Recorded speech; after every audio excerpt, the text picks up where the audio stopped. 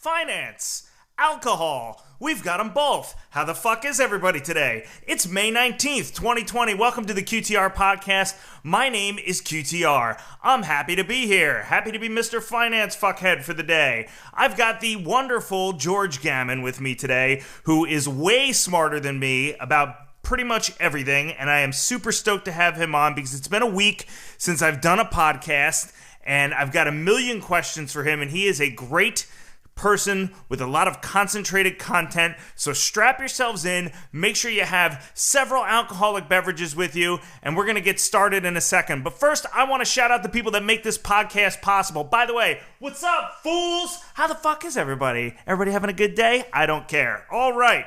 This podcast is brought to you by my patrons. Patrons are people that sign up and donate a monthly recurring sum to help support the podcast. I'm going to shout out those patrons. Then I'm going to give you the 2 rules for the podcast. Then we're going to be on our way. First and foremost, I want to shout out my friends over at JM Bullion. JM Bullion is the only place that I will go to buy gold and silver bullion. It is that simple. It is the only spot that I order from right now, and that is for a good reason. Is it because they support the podcast? Not only because of that. I checked them out after they said they wanted to support the podcast, and I said, okay, we can do it if your service doesn't suck. Well, guess what? It doesn't. They have great inventory. They've turned around my orders very quickly. QTR podcast listeners have their own saleswoman there. You can email her, Kathy with a K, Kathy@jmbullion.com. There is a link for QTR podcast listeners in my podcast description. You can use code QTR5 at checkout for $5 off if you're going to order bullion.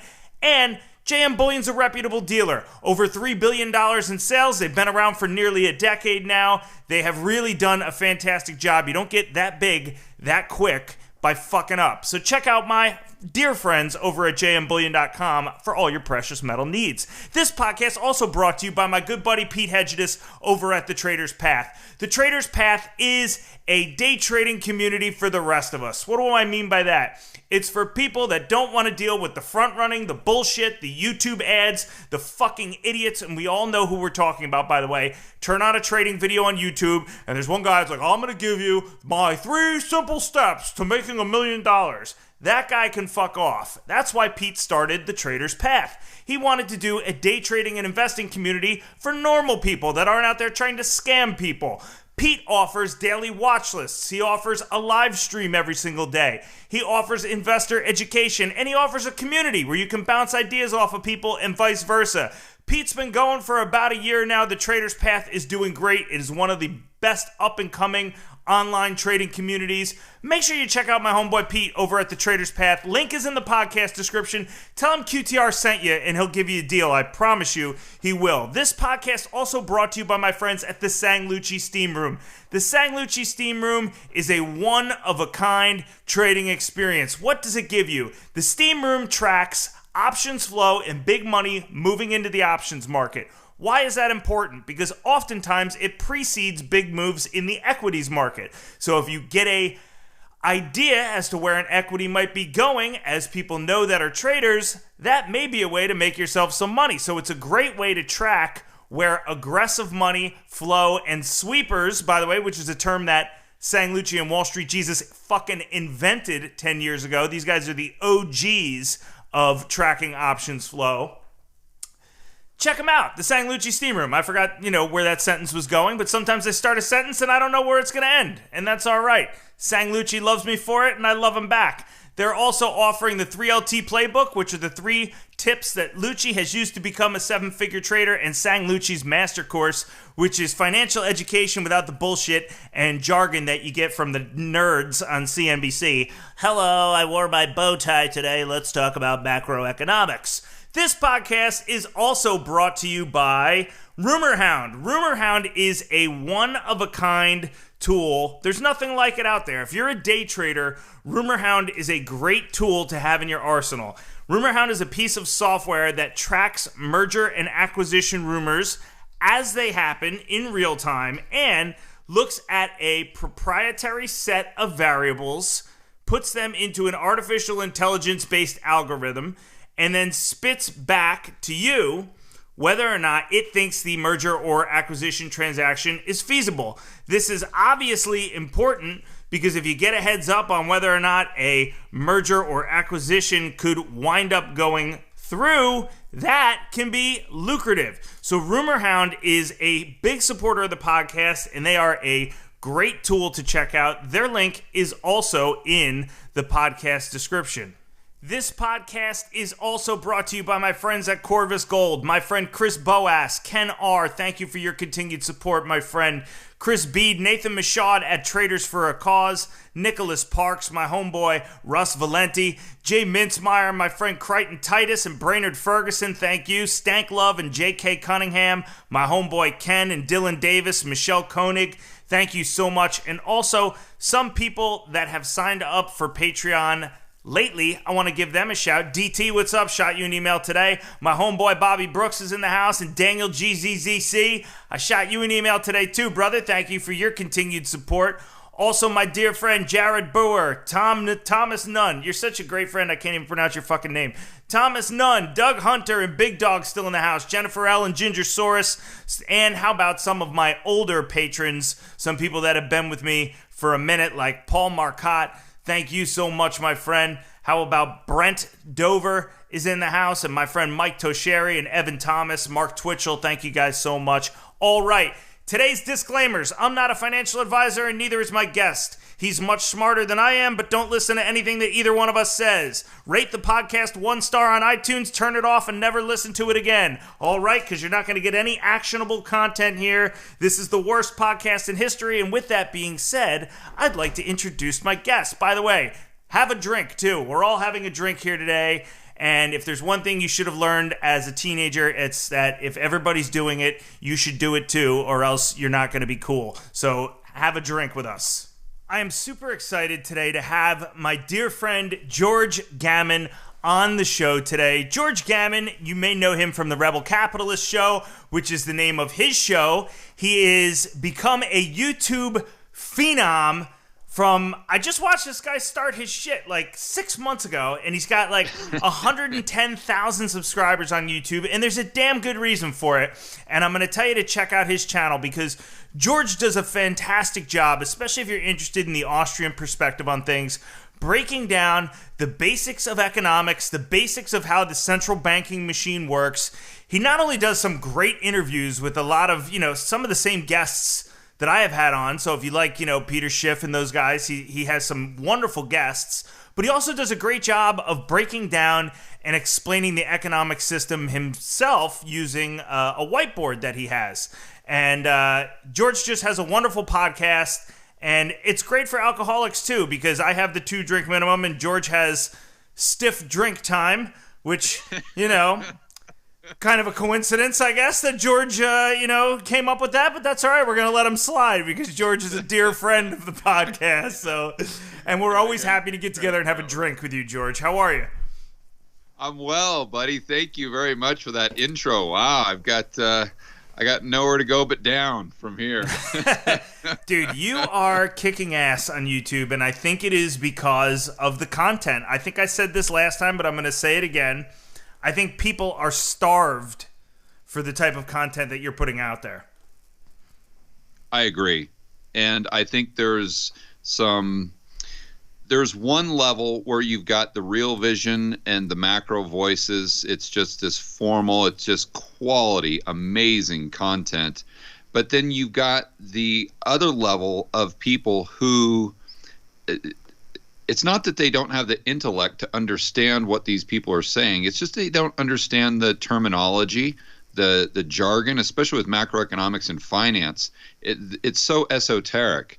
But they know they might not have a degree in economics, but they see all of this money printing or the Fed taking their balance sheet to $7 trillion. They see these $3 trillion stimulus packages. They see the debt going from call it up to 25 trillion. The deficit now at what, 18% of GDP, and something just doesn't feel right. And they don't know what exactly. And when they watch some or listen to something like Macro Voices or maybe Real Vision, they kind of get it, but they kind of don't, but they're really fascinated. So if I can come in and kind of bridge the gap, I think that's what people really resonate with. And I think you put that beautifully, right? It's like in The Matrix when he's like, you can feel there's something going on, but you don't really know what it is. And the discussions that I have with all of the wonderful people in my life that are not in finance, the people I train jiu-jitsu with, or, the friends of mine that live in South Philly that are welders and plumbers, when I talk to those people, they know something is going on. When they see the amount of money that's kind of coming out of nowhere, they just maybe don't know the right questions to ask. And you are able to put things in context in a way that really helps people understand the answer, which is really the money is coming out of fucking thin air. Yeah, I know that the normal person kind of thinks as though they can't look at the government or the Federal Reserve. They can't look at their balance sheet the same way they look at their own family balance sheet, because the Federal Reserve can print money and the government seemingly can spend limitless amounts of money. But it's actually not true. I think that if we ran our government and the central bank the way most people run their personal finances, that we would be much better off, because the assumption that we'll call them quote unquote professionals tell us, the talking heads on CNBC, which is where most of the average Joe and Jane, where they get their content, is that, well, you just can't look at the money printing. You can't look at the balance sheet. It's not a big deal because we control our own currency. But implicit in that statement is that there's a free lunch, in the sense that we can print consumption. Literally, we can just print consumption. So, but what's weird is if you take that to its logical extreme, like we try to do it with the Austrian economics, it goes nowhere, right? So, because if that's the case, then why can't we take the balance sheet to 100 trillion? Why can't we just print $1 million for every single individual, put it in their bank account?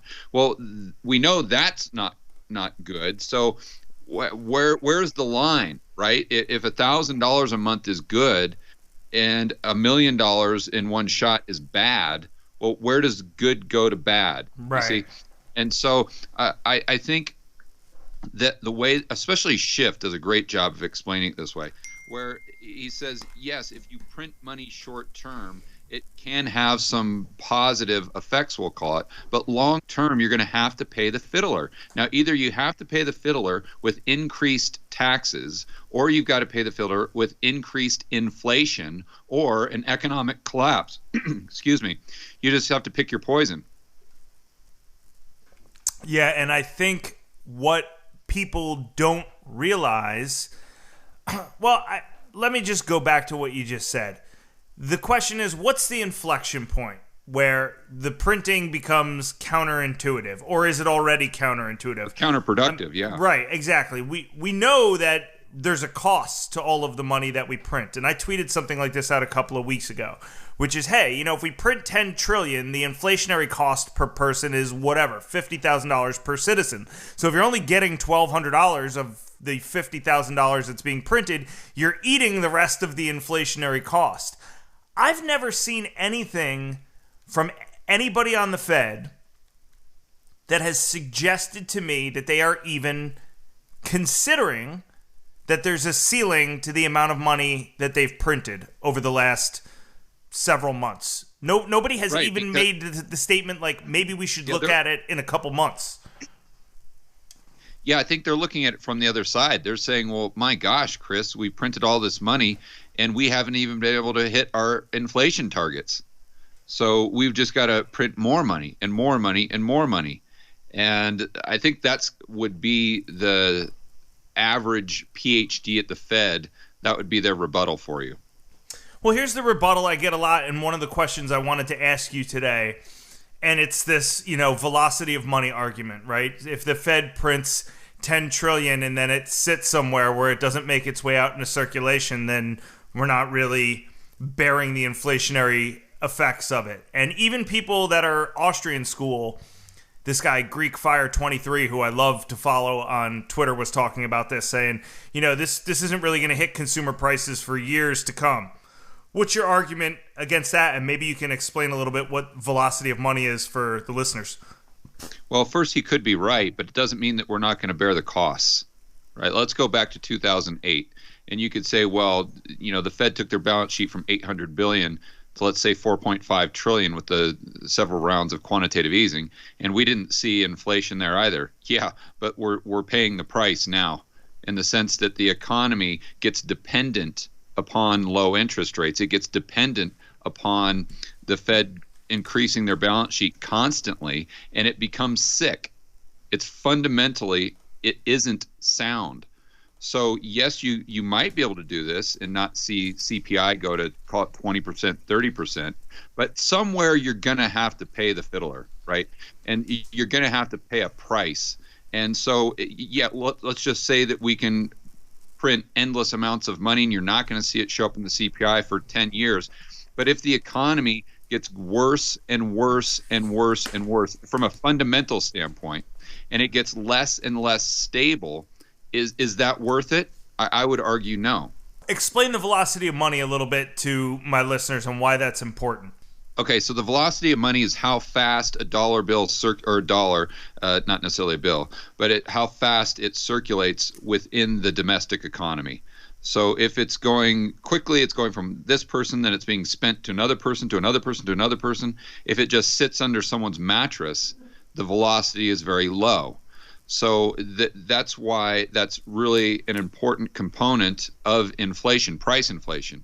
Because if you print, let's say, $100 trillion and you just stuff it under your mattress, well, it's not going to create inflation because there's zero velocity. It's not getting into the system. It's not transferring from one person to the next. But if you print up $100 trillion and get it into the system to where people are spending it, then it's going to have velocity, it's going to transfer, and then you're going to see price inflation as a result. So there's inflation is actually pretty complex. It seems easy. Now, the Austrians would just define it as an expansion of the money supply, which I would agree. But when you're talking about the average person's definition, meaning prices, consumer prices going up, there's a lot of different, there's a lot of variables. Well, and that's the one thing I was going to bring up, which is if you're increasing the money supply, who cares where it winds up? I mean, it may not show up in consumer prices, but it may show up in other assets, right? And so yeah, in today's system, George, how do you make the argument that the cost of that inflation is still going to be felt even if it stays parked digitally somewhere on, Goldman Sachs' balance sheet? Well, look at the pension funds, look at the corporate buybacks, look at what's happening right now with corporations. They're all going bust because they took all that money and they just bought their own shares back instead of reinvesting in their business. Well, that's a result of artificially low interest rates and quantitative easing. So that's a direct penalty that we're all paying right now.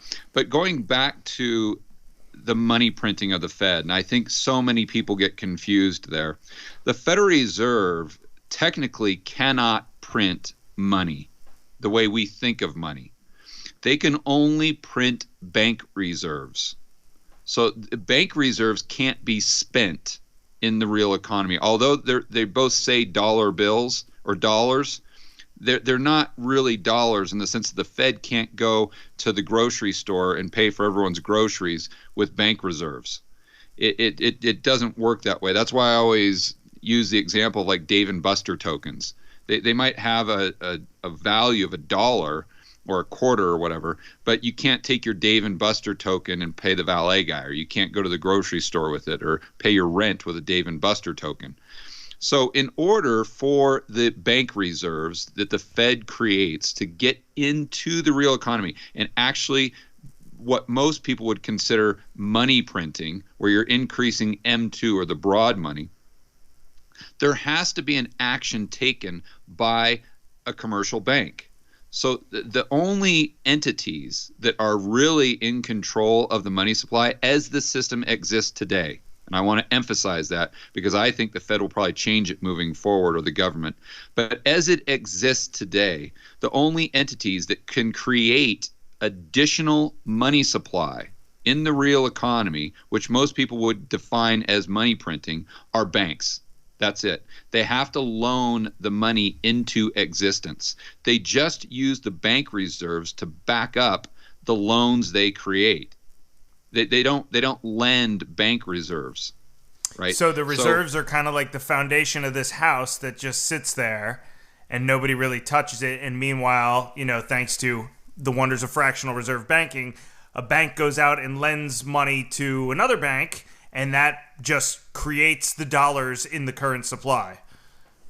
Yeah, it creates additional dollars. So they're not lending out the bank reserves that they have held at the Fed. That most people think that, but that's not really the way it works. So let's just use an example. Let's say Wells Fargo has $100 in bank reserves at the Fed.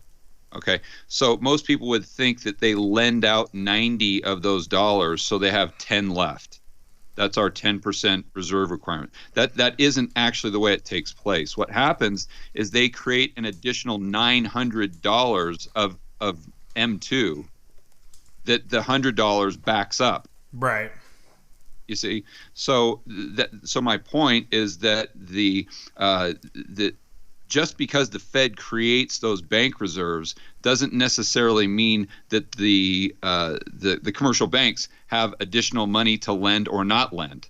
The commercial banks really aren't held hostage, if you will, by any type of bank reserves whatsoever, even if there is a 10% reserve requirement, because they can always just borrow the reserves. So they kind of shoot first and ask questions later. But what it boils, as far as lending, but what it really boils down to is there has to be an economic incentive for the banks to lend in the first place, or there has to be demand for the loans.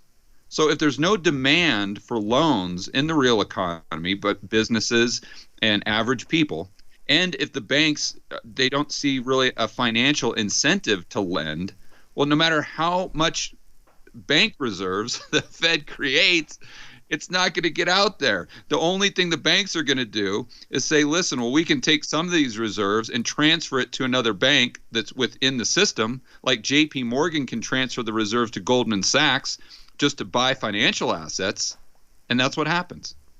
Yeah, and thus the moral hazard and the wonders of fractional reserve banking. You lend money that you don't have in reserve, and you take leverage on that, and then the bank you lend it to, they take their leverage on it, and the bank they lend it to takes their leverage on it, and pretty soon you have $1 in reserve for $8 trillion in loans, right?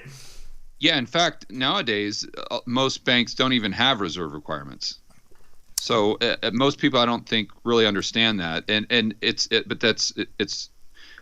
Let me explain a little bit further. Please in the do. In the United States, just the biggest banks have the 10% reserve requirements. The smaller banks don't even have reserve requirements, and most banks outside of the United States don't have reserve requirements. Right. So that is why when you hear people, I forget who the guy is, but there's one British lawmaker that was, gave this astounding speech. It wasn't Nigel Farage and it wasn't Boris Johnson, but one of these guys over there gave a great speech at Parliament, basically saying everybody is broke. The banks are broke. The fractional reserve banking system is a criminal enterprise. And that's why he's arguing that, because, you're taking leverage on and lending what you don't have. And it really is, if the shock of if we were to have to, kind of make our way back to real money would be apocalyptic. I mean, would really be the best way to describe it. That's not an exaggeration. I did a video, I think just yesterday, the one that came out, where I was just really trying to explain negative interest rates and the impact that would have on the economy and the money supply. And I said, okay, let's say there's $70 trillion worth of debt in the U.S., which is about right when you combine it all. In fact, that's very, very low because that's just on balance sheet. But then let's say there's 20 trillion in money supply to backed up against the 70 trillion or versus the 70 trillion in debt. Well, what would happen if we took the money supply just overnight from 20 trillion down to $1,000? Simple thought experiment, right? it just completely collapse the entire system. Every single bank would go bust. Every single business would go bust. We would all just turn into farmers and just to kind of grow our own food and live in caves. It would literally be like that. So when you just, I don't want to go off on a tangent, but to talk about negative interest rates for a second, what we see is if you just think through negative interest rates just for a moment with how a bank actually makes money, you can see that it'll actually decrease, or it should decrease the amount of lending. It won't increase the amount of lending. So that means that there's less money in the system, which could be a good thing in certain circumstances, but you've got to realize that that's going to have a contractionary effect on the economy, and it's by no means going to be expansionary, and it's going to be deflationary. It's definitely not going to be inflationary. So explain how you arrive at that, because negative interest rates are being talked about now. Trump, is out saying he wants negative interest rates. The Fed is saying they're not considering it. Cash Carrier, one of the clowns, said today, they have more tools in their tool belt before they would ever go negative interest rate, which to anybody that's been following the Fed for any length of time knows that that means it'll probably happen tomorrow.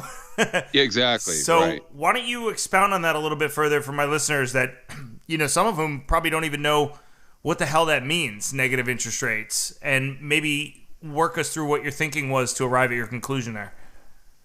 Okay. Well, first of all, it's a heck of a lot easier to do with a whiteboard, so you'll have to forgive me. Well, have a beer instead. That's how we do it on my podcast. It's less academic and more belching and crushing cans on your forehead. Exactly. So I'll let me try to do my best. So if we have negative interest rates, most people would think of the Fed funds. So let's say the Fed takes interest rates to negative 5%. Just to keep things easy. And so if that means the bank has to lend at a negative interest rate, meaning they pay a borrower, then you have to look at where a traditional bank gets their income. So we look at a balance sheet. You say, okay, well, on the liability side of their balance sheet, they have customer deposits. And let's just say that they are paying 1%. And so that's a cost, that's an expense to the bank typically. And then on the asset side, that's where they have the loans that they generate. Let's say they lend money at 2%. Well, that's how they generate their income. They're pocketing the 1% spread. So what happens with negative interest rates is they have to pay, let's say, 5% on their reserves. In addition to that, they'd have to pay, let's say, 2% to lend money to someone. They'd have to pay someone to borrow money from them. But if they didn't take rates negative on the deposit side, then they would have absolutely no way to make money. They'd lose money at the Fed.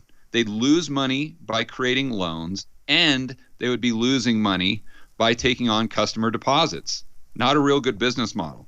Right. So what they'd have to do in theory is they'd have to drop the rates of the customer deposits down further negative than the money they were lending. So their balance sheet completely switches from a standpoint of the deposits now become the revenue or the income, and the assets, these loans that they create, now become an expense.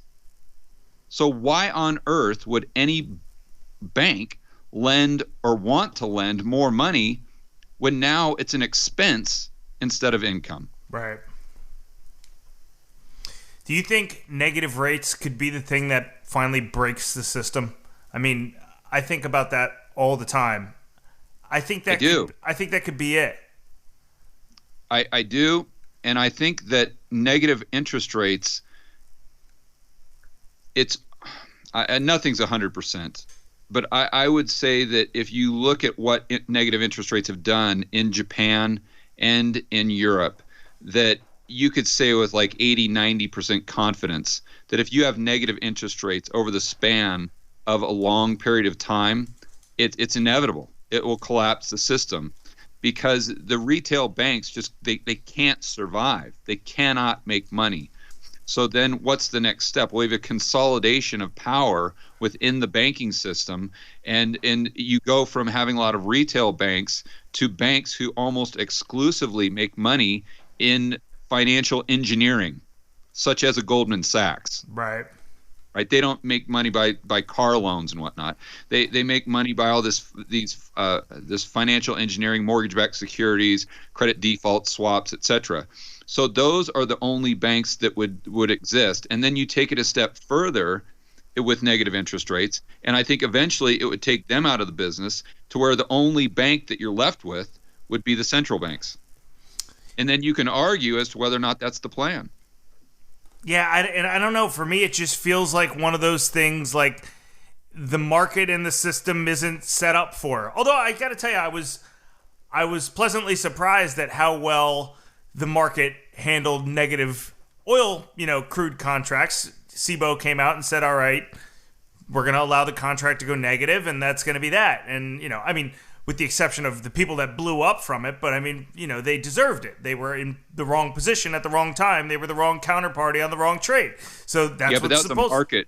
But that was generated by the market again. This right. is when you got negative that's not a market force. Now, that said, I want to be fair. Interest rates have gone negative as a result of market forces before on certain things. As an example, back in 2003, interest rates went negative just for a moment, just kind of like the oil thing, in the repo market for specific transactions. So in the repo market, most people just see it as, okay, the repo rates, let's call it 1%. But what they don't understand is that 1% is kind of like an average. You could have some transactions happening at 6%, other transactions happening at 0%. It right. could be all board, and it just averages out. Yeah, it just averages out to that 1% that you see on the headline rate. So it's not that every single repo transaction happened at 1%. So, and a lot of times it's based on counterparty risk, and it's based on the collateral that you have. So if you have a mortgage-backed security, that's now kind of persona non grata in the repo market. So you're going to have to pay a higher interest rate if someone's lending you money and you're using that as collateral, right? Now, if you've got a 3-month T-bill, well, that's pristine collateral. You might pay a lower rate. But now, so what most people don't realize with the repo market is entities, I should say, are not only borrowing cash, they're also borrowing collateral. Right? So if you and I are doing a repo transaction, Chris, let's say you need the cash. You're a bank. You've got someone, payroll or whatever you need the cash for overnight or for a 2-week term repo. And I say, okay, Chris, I'll give you the $1 million you need. You go ahead and give me collateral. And then at the end of the repo transaction, we'll just swap and you'll pay me a bit of a premium there. And so let's just call it 1%. So, okay, but let's just say that you don't need the money, but I need your collateral. Right. See, because let's say I sold those treasuries short and I have to deliver. So then why on earth would Chris give up his pristine collateral to take money that he actually has to pay for? That doesn't make any sense, because the repo market gets incredibly complex. So Chris, you would take that money as an example at 1% because you're getting it so cheap because you have pristine collateral. You'd go right back into the repo market and lend it out to someone that only had mortgage-backed securities but also needed cash, let's say at 3%, and pocket the spread. Okay, so my point with this is that there's some collateral in the repo market that can be so valuable at certain periods of time that it actually the repo transactions go slightly negative. And this was this happened back in 2003. I read a paper in the Fed just yesterday on it. So my point there is that it can happen, to be very, very fair, occasionally in certain markets, just like the oil market, like this anomaly. But if you lower interest rates and you manhandle them and artificially suppress them especially take them negative for periods of time, the end result, again, 90% probability, is going to be disaster. Yeah, and the repo market, for people that are still learning, myself included, and George, you can correct me if I'm wrong, is basically an extremely short-term lending market, right? It can go from, overnight to a week or two, and it's just large institutions making sure that they have collateral and things like you're saying, like very short-term loans just for the purposes of things like trade settlements and stuff like that. Is that correct? Mostly. It's a huge market, though. It's over, well, there's different estimates, but I've seen over 2 trillion per night that goes back and forth. Usually they're just overnight loans, call them overnight repos, but then sometimes they can be term repos, which, 20 days, 30 days, something like that. Interesting. Yeah, I don't know. For me, it just seems like negative rates is this thing, and I can't tell you the mechanics of it, and I can't tell you the math behind it off the top of my head, but it just seems like one of those things. Like, I put out a tweet yesterday that just said Jerome Powell's not going to be able to unfuck the system, right? And of course, I mean that from several different angles, but negative rates feels like one of those things that once we do it, I don't know if we can undo it. It just feels like it's too... You know what it is? It feels like it goes against the nature of economics too much for us to be able to, like you said, it's occurred in the free market, once in the repo market, and it does happen occasionally, but it's just such a distant skew from the mean that I don't know. And I don't know what's going to give, but it feels like that could be the, when we look back in history, the part where we say, man, what were we thinking, right? That's really where we went wrong. Yeah, I think you hit the nail on the head, Chris, in the sense that the end game, and I don't know what it's going to be, but I could see this playing out, that you've got all these policies that the Fed enacts, but they can't reverse them, and they paint themselves into a corner where it's just completely collapses and there's nothing they can do about it. So as an example, negative interest rates, quantitative easing, the repo market. They committed to doing a trillion a day in the repo market. The repo market, I don't want to go back on that, but that is the backbone of the dollar funding market, which is the backbone of our entire economy and financial system. So there's no way to articulate how important the repo market is. But once you go down these paths, it's like Schiff says, it's the monetary Roach Motel. And if you can't leave and you kind of tie your hands behind your back to where now all of a sudden you've made the leap, you've made the commitment, you've thrown your hat over the fence, and then if we get something creep up like inflation, all of your policies, all your tools that can't be reversed have gone from becoming beneficial to being your Achilles heel. Right. And then once your hands are tied, then you can't do anything about it, and then the system collapses from a much higher point, a higher high water mark than it otherwise would have. And going back to your original question about, well, what's the problem with the system? And yes, I don't know, the gentleman you mentioned on Twitter saying that, yeah, we won't see the CPI show up for, call it 10 years. But that's what I would argue, is that you're taking this high water mark up and up and up and up and up to where when it does collapse, we're going to feel exponentially more pain, economic pain, than we otherwise would have. Yeah, and as a fiscal conservative and as an economic conservative, I mean, I'm asking, well, why aren't we just looking at inflation as the expansion of the money supply? Because that's really the easiest way to do it. Then you don't have to worry about where the fuck it's going, whether some guy uses it to buy a hamburger or whether it sits in, some account at Goldman Sachs that never gets touched.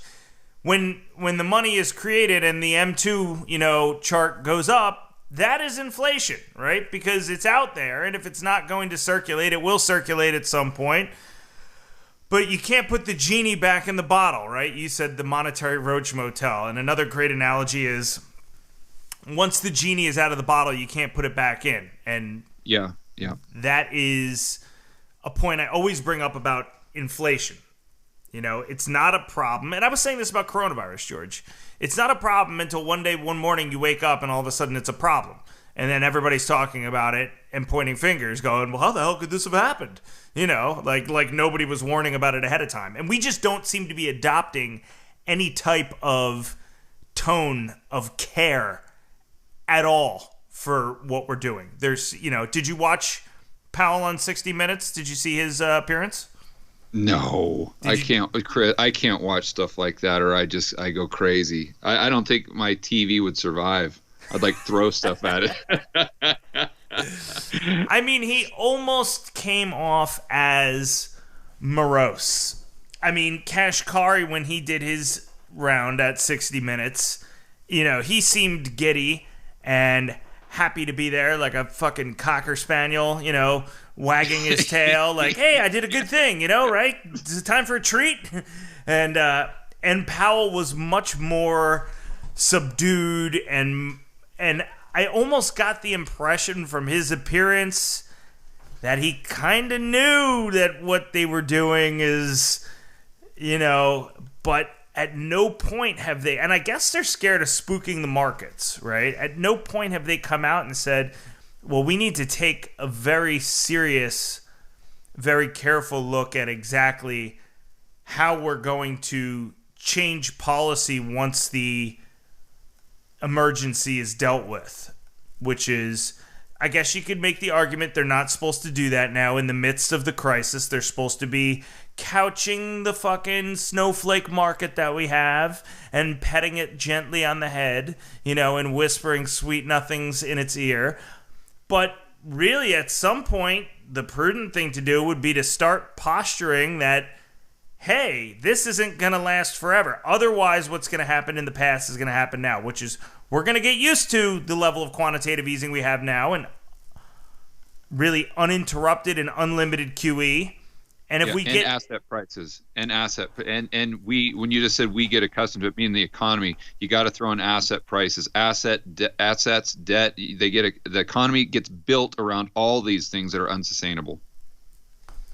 Yeah, I mean, do you think it's a possibility that what does the exit strategy look like to you besides a huge shit show at the fuck factory?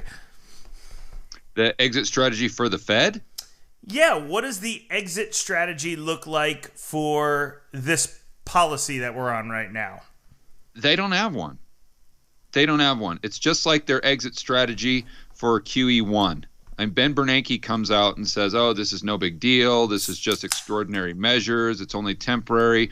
Once I did watch a YouTube video, and I think it was Bernanke on 60 Minutes or one of those programs back in the day.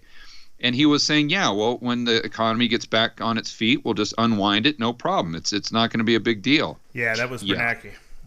Yeah, so it's not a big deal. Now look at it. The Fed's balance sheet's at $7 trillion. And even go back prior to the virus, where we had the repo blow up, and the Fed started expanding its balance sheet again.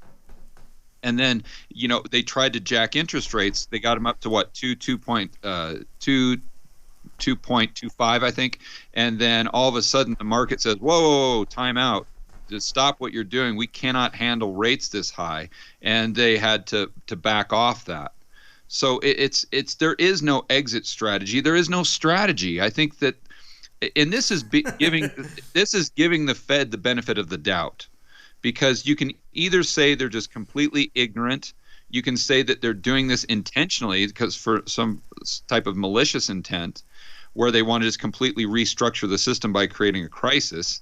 I don't know if I'd go that far, but I know a lot of people. If you've seen the documentary "The Princess of Yen," I know Werner would definitely go that far. But it's more so that they're just. I think the probable outcome is that they're reactionary. They're just totally reactionary. Right. I think they do know that the economy is built on asset prices, debt, and confidence. I think they know that well. And that's why they can never come out and tell the truth. That's why whenever you look at which Fed is it? I think it's the Atlanta Fed that has the little recession gauge or something. And the recession gauge, or the probability of a recession, according to the Atlanta Fed, or it might be the New York Fed, it has never gotten above 30%, ever. But the thing is once it gets to 30%, it's like the inverted yield curve. It's like guaranteed. 30% might as well be 100%, right? So my point is, why can't the Fed officials come out and just tell it like it is? Or why is it that before they're hired, they're a little more, let's call them honest, and then after they're done, like Greenspan, then they come out and say, yeah, we really don't have that much control, and oh, by the way, you should buy gold. Something, it's because when they're in charge and everyone's hanging on their every word, like Leisman and CNBC, and then of course the average Joe is listening to Leisman and Kramer and all these people. They can't come out and say, listen, guys, we're screwed. We are done. Everything as an American is going to come collapsing in on itself because of all the mistakes we've made in the past. We're at Judgment Day right now, and all the sins and overconsumption that we've had since 1981 and since Volcker, we're going to have to pay the price now. Get prepared. Right? They can't do that, because then you have to look at confidence, asset bubbles, and debt from the standpoint of a Keynesian, Chris. Right. And from a demand standpoint, there's nothing that could be worse than people spending less money. Well, if the Fed comes out and tells it like it is, they're going to spend less money, and they see it as a self-fulfilling prophecy. So that's why they have to come out, and they can't just tell it like it is. They got to sugarcoat it, and they say, yeah, we need 0% interest rates, but our economy is incredibly robust. I mean, we've got the best economy ever. It's just those Chinese and, the emerging markets. And just because these guys can't handle their business, we need to drop interest rates down to 0%. And and I know, and probably every single person listening to your podcast know that's utter BS. But then the question becomes, why do they say it? And it goes back to the confidence game. Say bullshit, George. Let's hear it. Yeah. It's utter what? Well, it is. It is. It is what? Well, it's total bullshit. There you go. It's nonsensical bullshit. What is? Fucking George Gammon, ladies and gentlemen, check it in. All right. I tell you what, you can keep the whiteboard and the button-up shirts for your channel. We're gonna get you to loosen up here a little bit on the QTR podcast. Listen, what do you think about this idea, George, that if central banks across the world are all participating in this Ponzi scheme together, and they are, because this is what I think about, right? I think about, does it give the system more room to run and more leeway to these ridiculous policies that the chickens will have to come home to roost at some point? But does it kind of give it more runway if all the central banks across the world all are participating at the same way, and they're all stimulating kind of the same percentage of GDP, and they're all increasing the money supply together? I mean, isn't there an argument that if all of these major central banks are doing the same thing, which is what's happening now, right? I keep watching. Okay, the Royal Bank of Australia, or whatever the hell it's called, the ECB, the Bank of Canada, they're all kind of making these accommodations together. So talk about whether or not you think that kind of helps sustain the path forward, and maybe whether you think it's possible that one central bank puts their foot down, and what that might do to the system if they changed course unannounced. Yeah, so that's a really interesting question. I think as far as the central banks acting in unison, it does give the system, the fiat system, more runway. But I would argue that if the Fed takes interest rates negative, then you could run into some huge unintended consequences. Because if you've got, there's three major currencies. Let's call it the yen, the euro, and the dollar right now. And if you've got the Japanese investor and the European investor that can find, let's call it a safe haven for lack of a better word, in the United States Treasury market, because it's throwing off some sort of yield. They see that the dollar's at 100 on the DXY, They don't see too much inflation. And also, what's interesting from a foreign investor standpoint is they're not really looking at, or I would assume that they're not really looking at inflation risk. Why is that? Because their bills aren't denominated in dollars. So what they're more concerned with, most likely, is the exchange rate between their home currency and the dollar. So as an example, let's say we had 10% inflation in the United States. So for someone like yourself that has their expenses denominated in dollars and their income, that would be huge. That would be a big deal. You'd be like, I don't want to be in the bond market because I'm going to be paid back with cheaper dollars. But let's say you're a yen investor and the dollar, well, better yet, a euro, because the DXY is more tied to the euro than it is the yen. So let's say you're a euro investor and the inflation rate domestically in the United States is 10%, but the dollar on the DXY is staying right around 100, consistent. Well, you don't care. You don't care about the inflation rate domestically. You care about the exchange rate. And if you're going to take a haircut there because the dollar goes down against your euros, assuming that you're investing in treasuries. So my point is, if the United States takes their interest rates negative along with Japan, then there's absolutely no safe haven for fiat currency. Then if you're an exporter like Japan, meaning you have a trade surplus, what do you do with all these additional dollars that you're getting? You now, all of a sudden, Right. let's say the U.S. is -2, and now it's better to go into JGBs, but the central bank owns all of them.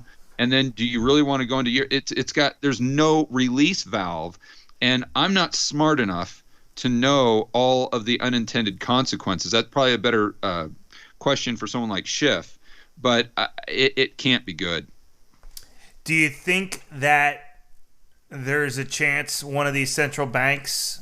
I mean, I always think about China, right? I mean, I feel like we could wake up one morning and China is just going to say, we're not playing ball anymore. We're not doing it. We're either going to peg the currency to something, or we're going to start tightening something that would send a shock through the entire central banking system globally. I mean, what do you think could possibly happen that could do that? Do you think it's a possibility? Who do you think would be likely to do it? What effect do you think it would have? Well, I see the dollar going down on the DXY. Back in 2000, I don't have a chart in front of me, but I think it was 12, 13. The dollar was down near 70 on the DXY. So if it's falling to an extreme like that, now that didn't prevent anyone from buying our treasuries, and especially China too, because they've got a peg. So if you're a Chinese investor, does it really matter because you don't have any currency risk to a certain extent? I know that the peg can be broken, but they really, really need dollars. So it's an interesting conversation, and it's a tough dynamic. It's like that China needs the United States just as much as the United States needs China. Right. and it's this weird type of back and forth. So I'm not really sure how that would play out, but I do know if there's a dramatic increase in the value of a dollar or a dramatic decrease, then it can lead, it most likely would lead to some serious instability, although a massive decrease in the value of the dollar would be 1,000 times better for the world economy. Why is that? Oh, because there's so much dollar-denominated debt outside of the United States. So if you're a country, let's just say you've got $100,000 in debt, Chris, but your income is denominated in Colombian pesos, and the value of the dollar against the peso gets cut in half. Well, you just had a windfall, right? Because the value of your debt gets cut in half relative to the currency that your income is denominated in. But the opposite can be true. So if the dollar doubles in value, well, now you're screwed. You got big problems, and that's what guys like Brent Johnson, Jeff Snyder, a lot of the people on Macro Voices and Real Vision, Raoul Pal, that's what they talk about, in the sense that back in 2012, when the dollar was at 70 on the DXY and interest rates were at 0% for the Fed, these countries and foreign corporations loaded up on dollar-denominated debt. They thought it was the best thing ever, and at that time, the DXY was at 70, which seems low now, but if you just transported yourself back to 2012, everyone thought the dollar was going down a lot more. Why? Because of quantitative easing.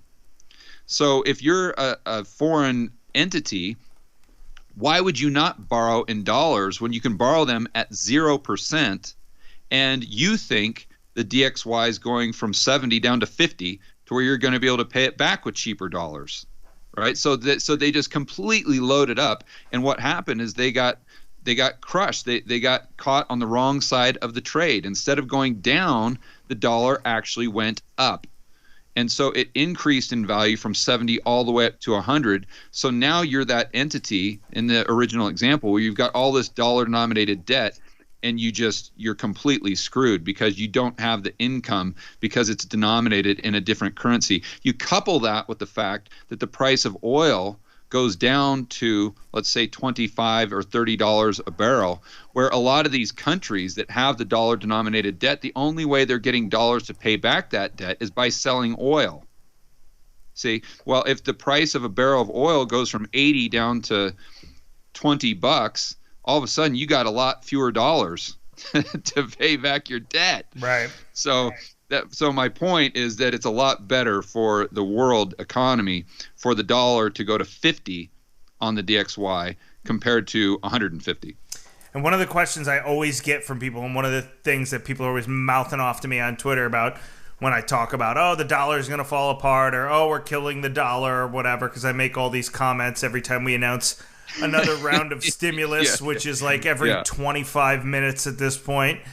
They always bring up the DXY. And so quickly what I'll say is that the DXY is a dollar index that's weighted against a basket of other fiat currencies. So correct. When the dollar strengthens or weakens based on, and you're using the DXY as a gauge, what you're looking at is you're looking at the dollar strength or weakness versus other fiat currencies. And so if you believe that gold is real money, which of course we do, and people have for thousands of years, a way to really measure the dollar's strength as time progresses is to mark it against something that's finite, something that has, been an economic instrument for thousands of years, that's been widely accepted as currency for thousands of years, and that's gold. And so as the price of gold goes up in dollars, that means the dollar's strength against gold is decreasing. So when gold hits a new all-time high, that's essentially telling you, if you believe that gold is real money, that the dollar is hitting record lows. So when people kind of mouth off about the DXY and say, oh, you keep calling for a dollar crash, but whatever, the DXY is holding up, then I say, well, look at every world fiat currency versus gold. And most of them are at or near all-time highs. So I think gold is a much better way to distinguish the strength of the dollar. I mean, do you agree with that? I do, but I'd also compartmentalize it further. Do it. And so when I look at the dollar, and is it strong? Is it weak? Do we have inflation? Do we have deflation? All these things. I think most people just see it as kind of binary, like the dollar is going up or it's going down. Unfortunately, it's not that easy. So to your point, you've got the DXY, which is a measurement of a dollar against a basket of currency, mostly euros.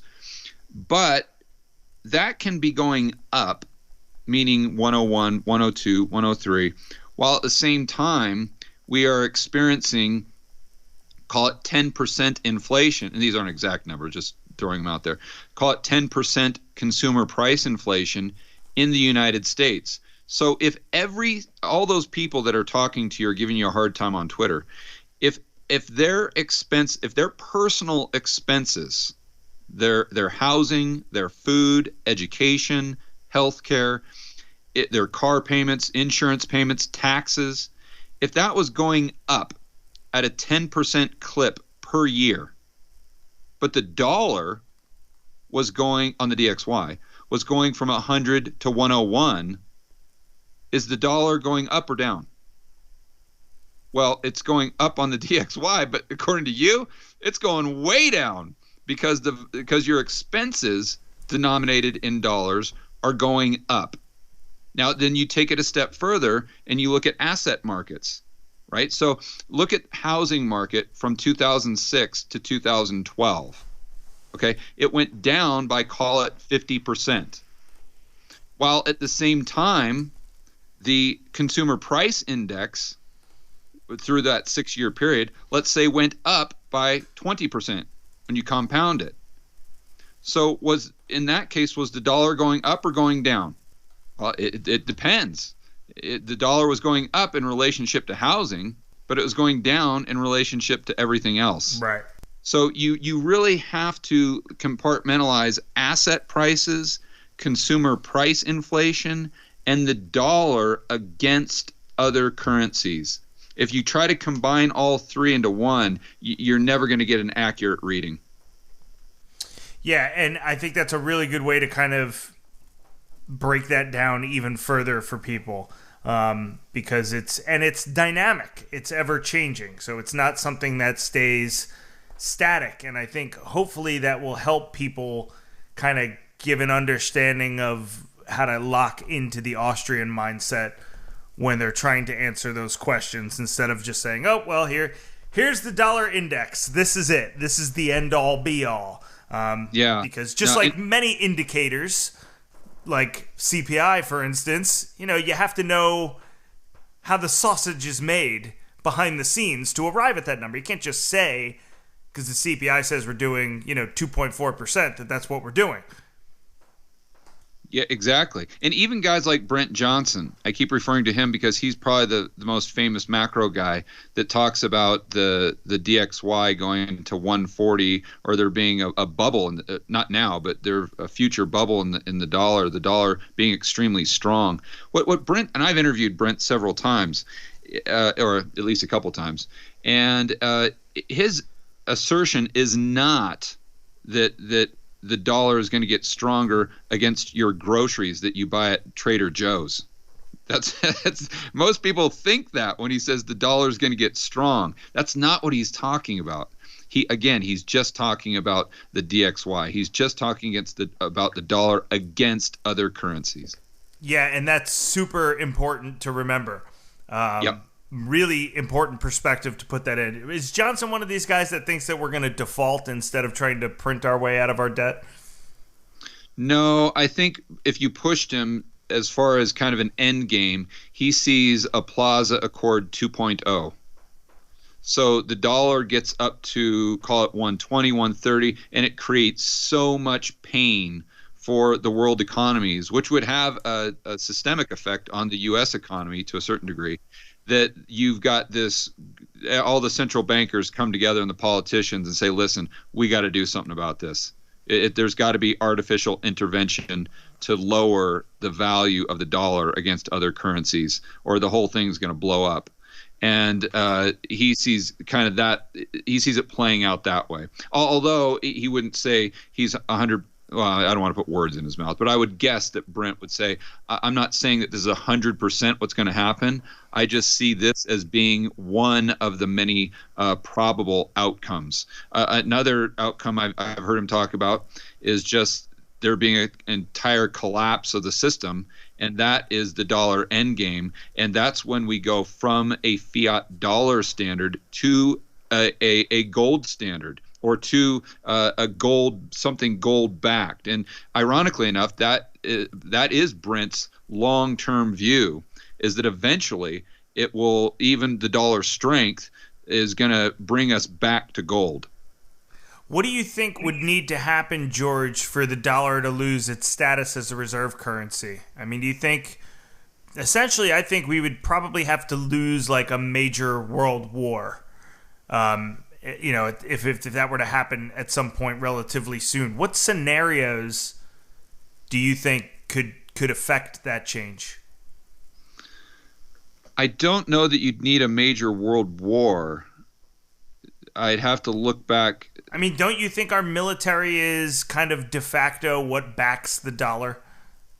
Yeah, I don't agree with that. I hear a lot of people say that, and here's why I'm a little iffy on that. As it sits right now, yes, I would say you're 100% right. But moving forward, how is war going to be fought, number one? But then number two, if we go through some serious inflation like we did in the 1970s, how do we pay for that military? Right. Right? We can't. So, and what I mean by that is late 70s, we had Carter bonds. That means that we had to issue debt in another country's currency because no one wanted dollars. No one trusted. And this was as recent as the 1970s. So let's just say that, and I know it's not going to happen tomorrow, but in 5 years or so, we get some serious inflation because of helicopter money, what have you, and we're back to Carter bonds. Well, the Fed can't just print up, even if the bank reserves stay as bank reserves, if the market sees that as inflationary, then then interest rates on the long end of the curve, of the yield curve for the treasuries, are going to go up. Well, that can't happen because that'll collapse the economy. And so it backs them into this corner where they really can't print the money. So if they couldn't print the money because it exacerbates the inflation problem, and we are held hostage by having to issue debt in another country's currency, let's say Swiss francs, then how do you expand that military? Like, how do you pay for the military? Because you'd have to restrict the budget. You'd have to have fiscal austerity, let's call it. And so you might not be able to afford to just indefinitely expand the military. And again, I want to be clear. I'm not saying this happens tomorrow. I'm just saying over the long term, 5 years, 10 years, it might. Like, look at Argentina as an example. So Argentina, they've got several problems, but their main problem is they have to issue all this debt in dollars. And so it kind of forces them to try to behave. And if they print too much money, their currency just collapses, boom. And so what happens if the United States was in that same situation? Could we force people to continue to hold dollars with our military if we had a hard time coming up with the money, the purchasing power to fund the military? It gets very it's not just a simple yes or no question. Yeah, the money is irrelevant. The purchasing power is what's important, right? Yeah, we can manufacture the money. Yeah, that's why I wanted to make sure I slipped that in there. And that's really, exactly. If you're kind of taking an introductory look at Austrian economics and, an introductory look at money and what gives money value, parsing out $1 from, the purchasing power of $1 is very important because, that is really where the disconnect comes between, what's on the face of a dollar bill, whether it's a 5, 10, 20, or 100, and really what the actual value of it is. And I mean, this is on the fiat system, right? That the purchasing power is what's important. It's what can $20 buy you in terms of, products, goods, or services. It's not, $20 is $20 now. It will be $20 in 5 years. Will be $20 5 years prior to now. It's what does that get you, right? The purchasing power of a dime in the 1950s was enough to get you a cup of coffee, right? Now you need $7 if you're in Manhattan to get a cup of coffee. So it's always important to talk about purchasing power, right? Yeah, I think that, and I don't know honestly how the Austrians define this, or the Keynesians, or the Chicago school, because I have to be honest, I don't get too much in the weeds of studying just the theories. I just kind of try to take a commonsensical approach to everything. Hopefully it's common sense, and just I find myself generally landing on the side of the Austrians. So I'm not sure how they would do it, but from my standpoint, I start with production. And so in order to consume, we have to produce. There has to be something produced. Right. And I think, and using the example of the person on the desert island, well, if they have $1 trillion, that doesn't do them much good, does it? If they can't produce stuff to use the $1 trillion, then it's just sits in a treasure chest or something. So that you have to have the productivity first. So what that dollar represents, Chris, it represents your productivity, something you have done, whether it's at your job, maybe it's a business you have. You've produced something in order to get that dollar, in order to have the consumption. So in other words, consumption equals production. Consumption is production, right? Then you throw on debt, and what debt does is it allows you to consume more than you produce. But that can only last so long. We look at the Ray Dalio's short-term and long-term debt cycles, those charts, and I think that illustrates it well. But my point, it goes back to production. And then what is savings to me, whether you want to do it in gold, Bitcoin, whatever, is just your excess production. That's what you produce in excess of what you consume.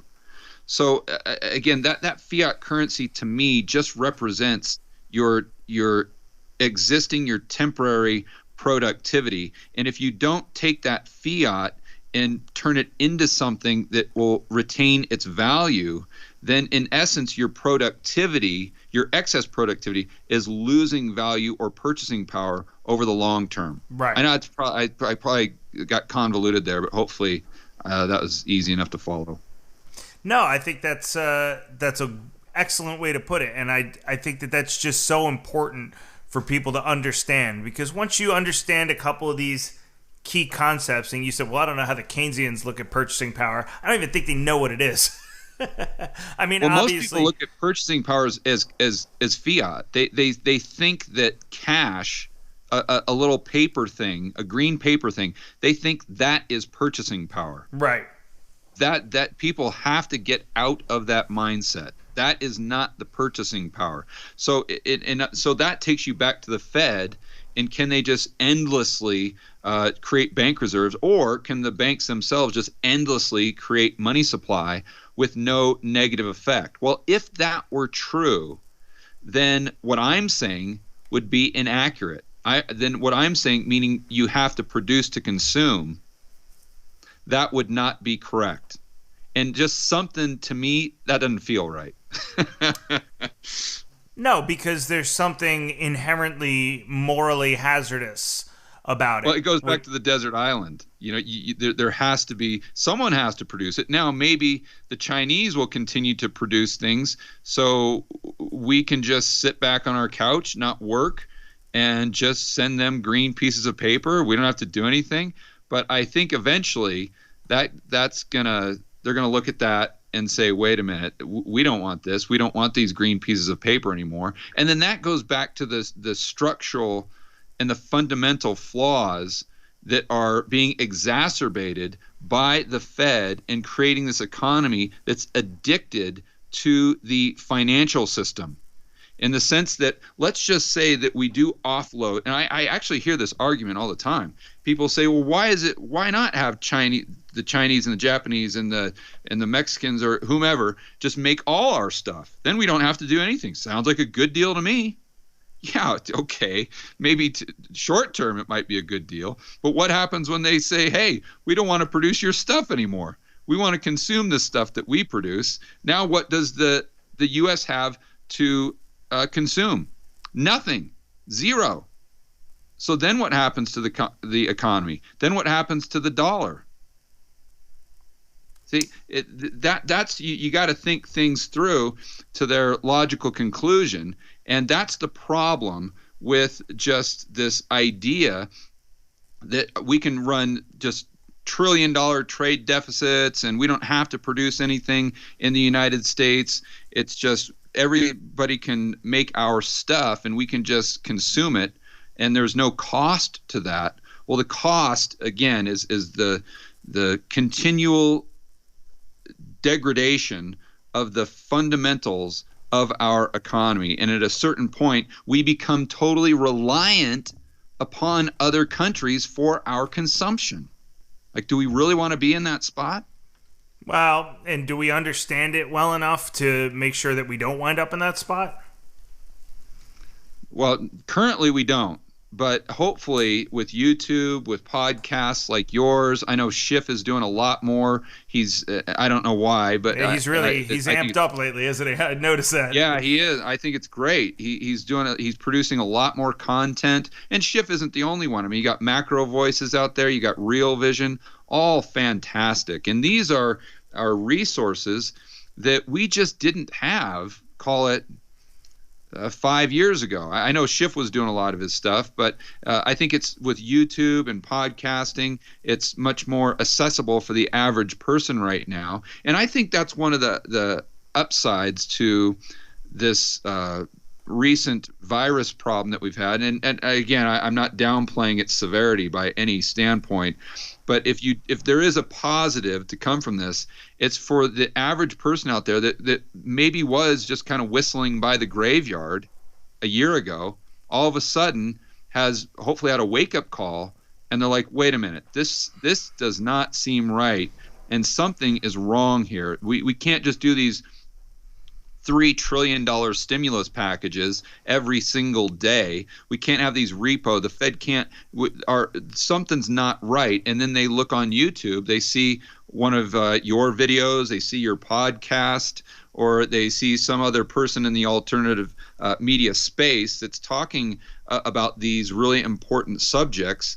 And maybe they kind of turn the corner and start to take the red pill, if you will. Well, and I think that's going to be a lot easier now with the way that content is being produced. Like I said I think on the podcast with you when I was on your show last week, that, TV stations are essentially doing what me and you do, which is firing up Zoom and talking to each other. They don't even have the one advantage that they used to have, which was, they were the only things that were ubiquitously available and they had great production quality. Well, guess what? Everything's available on the internet now to everybody because everybody has the internet. And the production quality isn't any better than me and you talking right now because we're talking through the same microphones that they would be. You know what I mean? So that really levels the playing field. And interesting today, Joe Rogan announced that he was going to Spotify exclusively. And that just makes a point that there is a hunger for content. And there's really an awesome shift happening just in media in general, where these alternative news sources, and I'm not calling Rogan a news source, but he's doing his own show. He does a show. He talks about all different types of topics. He's not competing with Fox News, but he's certainly touching on subjects that don't get a lot of mainstream play, talking to people in depth and in a way that traditionally on TV shows hasn't been done. And what you're seeing is that there's a thirst for that.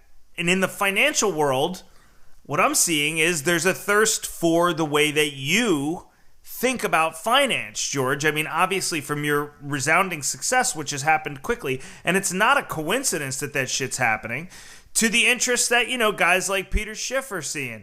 I mean, there's a reason for that. And it's like if CNBC doesn't want to put George Gammon on, or they don't want to put Peter Schiff on, well then fuck them. They're not making the fucking decisions anymore. And so I was encouraged to see this deal with Spotify today, although I think a lot of people are giving Rogan shit about it.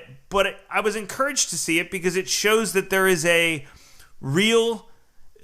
to be a real fight for content, and the ideas that are generating an audience, like your ideas are going to win out in the free market.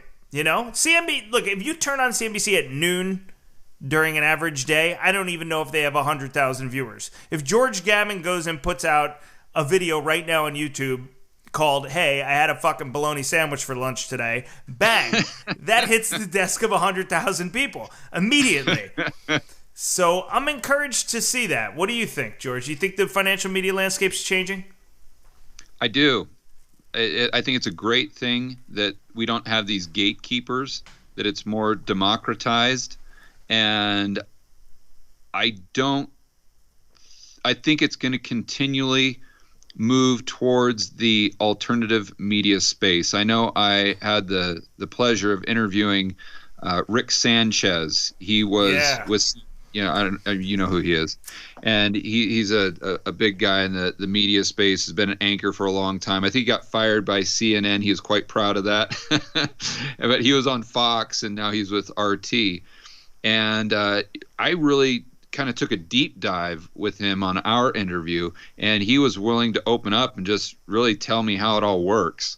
And quite frankly, these media outlets that we revere as a general public, they are not only struggling, but they don't make that much money, and they're really kind of now becoming like a sports team, in the sense that the only reason someone buys them is just because it's like a billionaire's fancy watch. They just kind of want to show off and say, "Oh, I own the Washington Post" or something like that. And then, so what's happening is the anchors and the people that work for these outlets are having to, their journalistic integrity is being challenged more and more and more every day, because they know that they can either walk the narrative of the guy or gal who owns the corporation, or and live kind of a decent life. They're getting $1 million a year or whatever, or they can try it on their own against guys like you and I on YouTube, where they'll most likely fail because they don't really have that skill set. So my point is, they really get backed into a corner where they have to not necessarily lie, but they have to, well, let's use CNBC as an example. They have to be bullish, or they have to, whatever's coming down from the top, they have to just echo that narrative, where we think of journalists back in the 1960s, 70s, 80s as these renegades and these pioneers, and that just doesn't exist anymore, and it will never exist again because of what we've seen with online, with YouTube, with the podcasting and whatnot. But my point is, I think I'm very bullish on our space, not just because of what I'm doing and you're doing, but just the entirety of the direction with the internet and how it's democratizing this type of information. And I'm very bearish on the traditional media. And, you know, I was looking yesterday at this GSX that Carson Block had called out, and I noticed some peculiar trading in it. And so I did this little Periscope yesterday for 10 minutes, just pointing out why I thought some of the trading was peculiar. And I titled that video something to the effect of "Doing CNBC's Job for Them."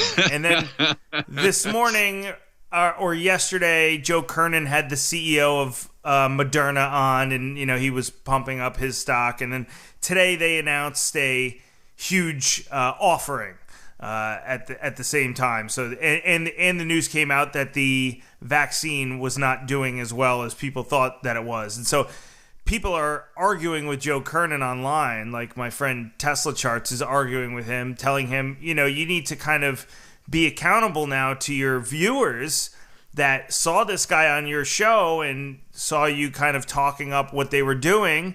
And now that the story's changed, why don't you bring that guy back on and see what he's got to say now? Because I think he may have even sold some stock too. I haven't looked at the story closely. But the headline hit actually when we had first started the podcast, George, that the vaccine was not doing as well as people thought. And Joe Kernan, instead of saying, yes, good point, I should, you know, hold his feet to the fire, told him, you know, hey, take a walk or something on Twitter, and just said, I don't want to argue with you or whatever. And when you think about that, and you think about this thing that I pointed out yesterday, which is a kind of inconsequential thing, it's like, well, why do I have to be the person that points that out? Why does he have to be the guy that says to Joe Kernan, why don't you have this guy back on? And it's those shortfalls and shortcomings, whether it's done through ignorance or done because they're following the orders of the man upstairs, as you're saying, George, that gives us a niche. And obviously the lens that we look through the macro system also gives us a huge niche, right? Yeah, I think people sniff that out so quickly nowadays, and they just want reality. They want what's real. They don't want some polished, overproduced kind of big budget type of thing if it's all just bullshit. going back to that term.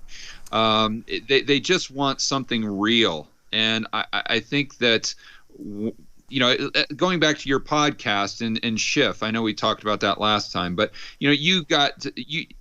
so let's say Schiff goes on CNBC and they have him on for 1 minute, if that, and they just have some other ridiculous talking head on there just trying to make counterpoints to what he's saying and saying, "Oh, Peter, you've been saying that for 12 years and blah, you're a broken clock." We all know the drill.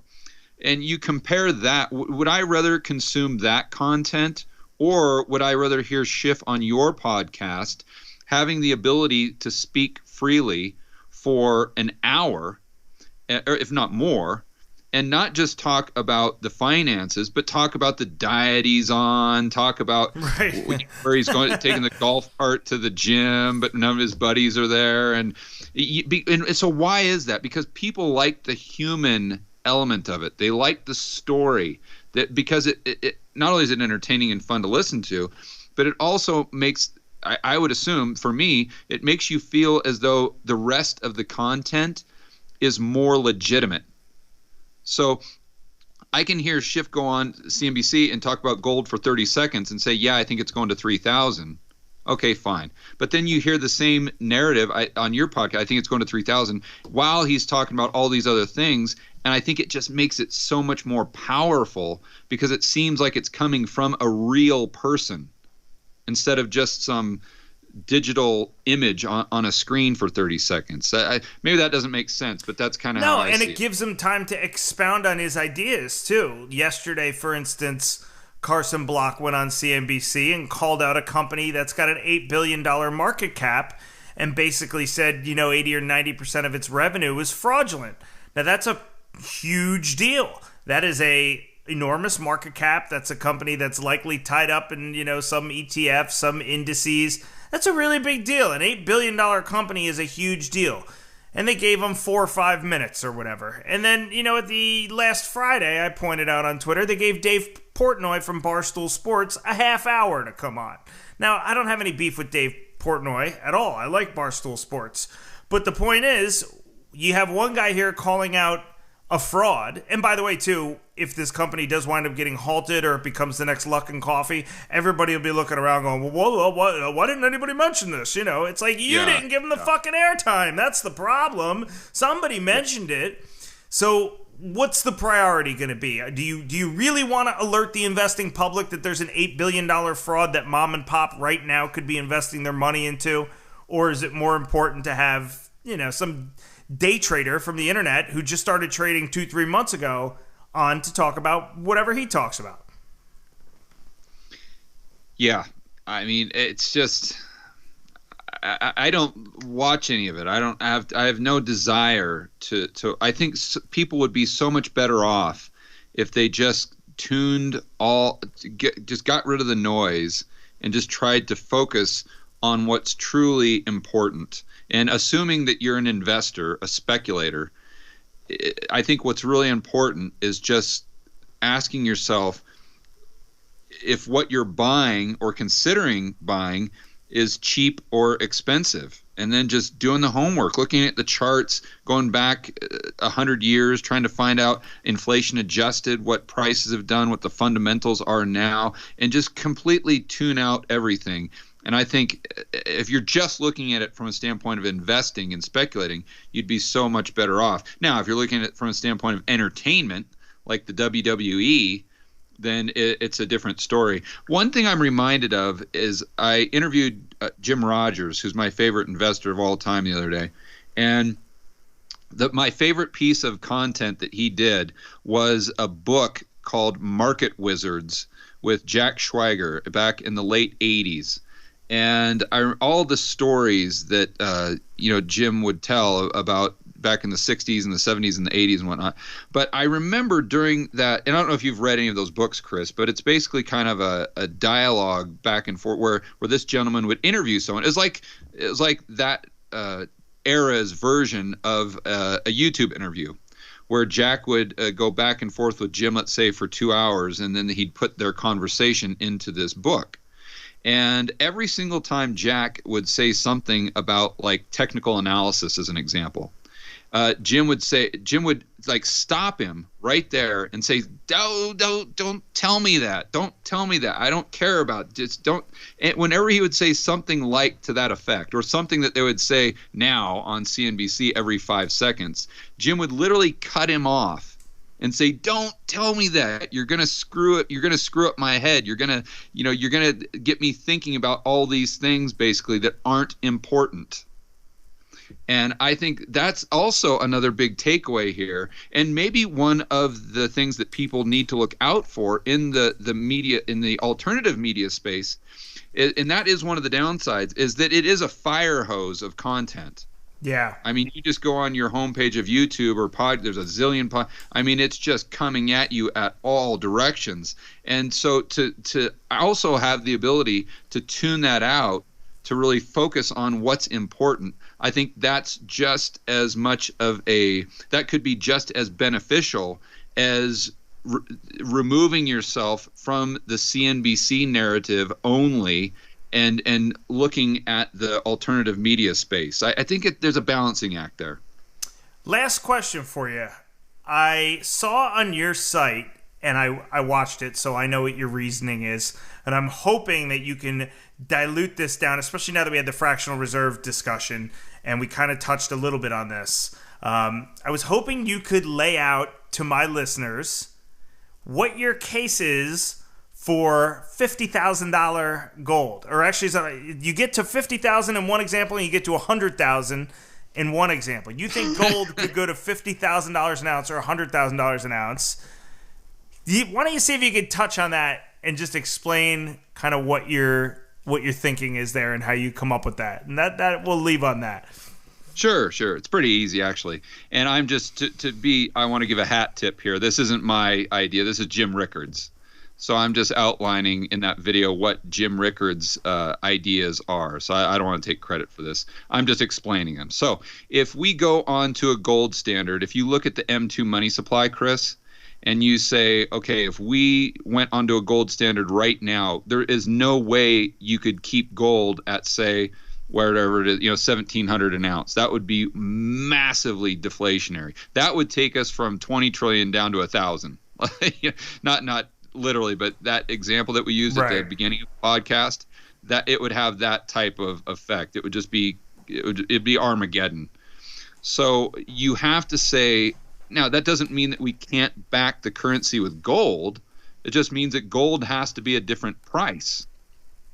Gold has to be 10,000 an ounce, let's say. And because you have to take the money supply, then you have to look at how much gold we have available, let's just say in Fort Knox or wherever. Then you have to say, okay, at a 40% backing, based on today's money supply, what does the price of gold need to be? Okay, let's say $10,000. Okay, well, if you run the math, then you say, okay, well, let's say we went up to 100% gold standard. So then that's what takes it from, call it 10 or 20,000 all the way up to 50,000. That's how Rickards does it, which makes sense. It's all just math. It's not like a theory. It's just simple math between the supply of gold and the supply of current money supply. And then I took it a step further and said, okay, well, we understand that this is the M2 within the United States, but if we consider what Jeff Snyder says, then that's that there's a lot more dollars outside of the United States. Euro dollars, right. In the euro dollar system, than there is inside the United States. And the United States dollar really isn't the reserve currency. And this is Snyder arguing, not me. Although he knows a hell of a lot more about it than I do.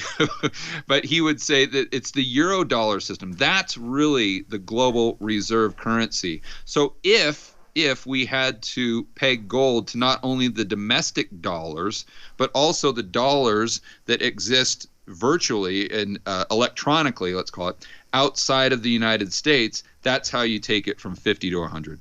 Right. And when George says euro dollars, he's just talking about U.S. dollars created outside of the U.S. by banks outside of the U.S. that won't enter into the U.S. dollar system, right? Well, they could. I mean, those dollars could, let's say they just bought up all of our real estate. I mean, it's very possible to borrow euro dollars and spend them into the United States. And then keep in mind, going back to our earlier conversation, that most of these banks outside of the United States that create euro dollars, they don't have a reserve requirement. Right. So there almost isn't a limit on the amount of United States dollars they can create, which I know I get a lot of pushback, but it's not, again, it's not me. I'm just taking the work of Jeff Snyder and presenting it, and it's just the facts. It is what it is. The central banks, especially the Federal Reserve, believe it or not, isn't the center of the dollar. I know it flies in the face of everything that we're taught. Right.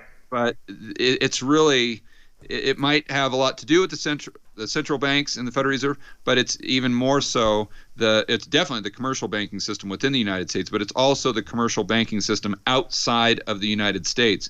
I mean, theoretically, they could have $100, let's say, in deposit, and they could create $1 billion worth of United States dollar loans on that, just call it $100. Now, they most likely wouldn't do that because, again, it needs to make sense from an economic standpoint for them to do that. Yeah, even if they did that, lent out all that money, and let's say that it wasn't economic and most of those people defaulted, they'd still go bust because you got an equity component on their balance sheet. That's a whole other topic. But there is some kind of limit there. But my point is that there's a lot of dollars that are created outside of the United States.